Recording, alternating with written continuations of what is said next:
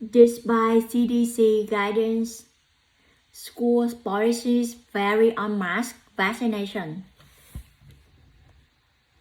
Official educators and parents agree that millions of students in the United States should return to in-person classes next month. However, they disagree on how children can safely to go to school as the Delta variant of the coronavirus spreads across the country.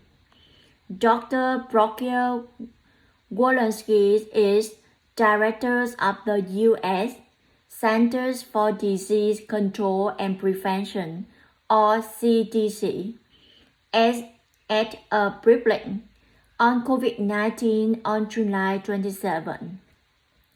She told reporters children should return to full-time in-person learning within the fall with proper prevention strategy in place. Walensky recommended that all K-12 students, teachers, workers, and visitors wear a face covering on masks in schools. The recommendation is in effect for both unvaccinated and vaccinated people. She said that fully vaccinated Americans should also wear face coverings in public and indoors in communities with substantial and high transmissions of COVID-19. The Health Agency Director added, "We continue to strongly encourage everyone to get vaccinated." She noted that vaccination prevents severe illness and death and also helps reduce the spread of the virus. American Federation of Teachers President Randy Weingarten praised the agency's new guideline to wear masks in schools. She said in a statement, "It is a necessary precaution until children under 12 can receive a COVID-19 vaccination and more Americans 12 and older get vaccinated. Some will not follow mask recommendations.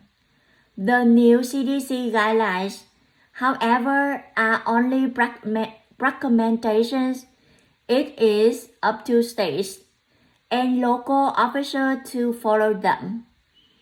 The South Carolina Department of Education immediately wrote on Twitter that public schools will not be adopting the CDC recommendations for required mask use.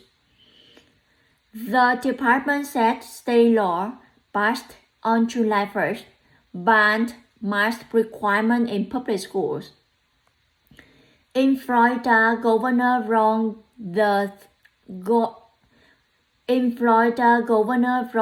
DeSantis signed an executive order on Friday blocking mask requirements in the state's public schools. He said parents had the right to decide if their children would wear face coverings. There will be no lockdowns, there will be no school closures, there will be no restrictions and no mandates in the state of Florida, DeSantis said. The CDC reported that more than 78% of U.S. counties are now considered to be areas with substantial and high transmissions of COVID-19.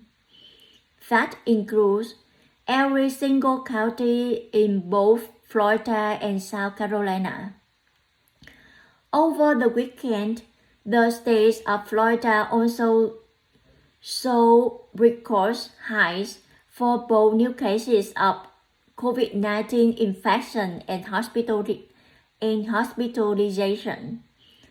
The numbers are higher than those set a year ago, before vaccines were available. All the push for vaccination requirements. In other states, officials are pushing to get their students and workers vaccinated. Many have set up vaccination centers to give shots to members of the school community, and some are giving student rewards in exchange for shots.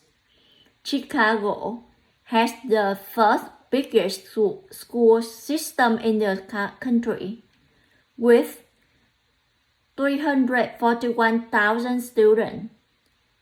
Officials said that by early July, 78% of school workers had received at least one dose of vaccine. In May and June, Chicago held vaccination events at 15 schools and gave out more than 1,500 shots to people in the community. The city also opened 3 vaccination centers in July to reach students and their families. The states of New York and California have the country's 2 largest school systems, in New York City and Los Angeles. Recently, state and city officials required all public workers, including teachers and school teachers and school workers, to be vaccinated and tested for COVID-19 weekly. What we are seeing is a pandemic among those unvaccinated people, but it affects everyone. New York Governor Andrew Cuomo said. Mallory McGowan is the communication director for Missouri Department of Elementary Secondary Education.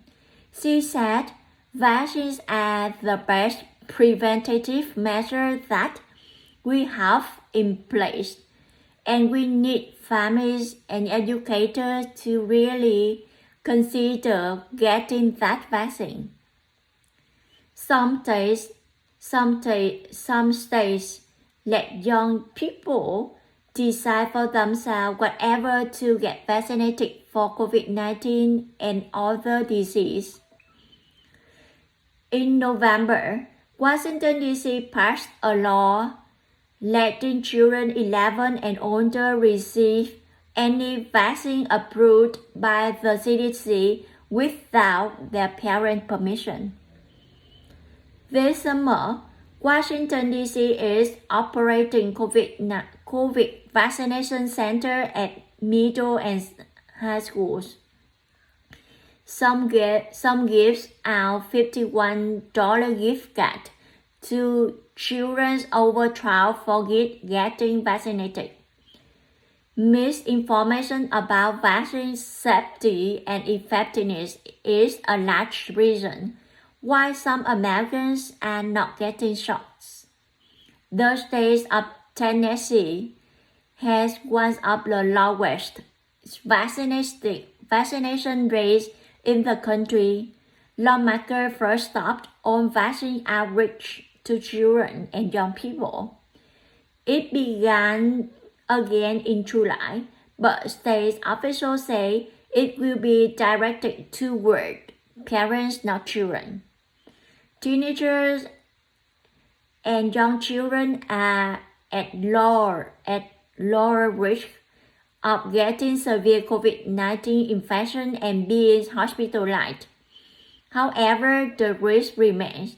They can also still spread the disease to school workers and family members.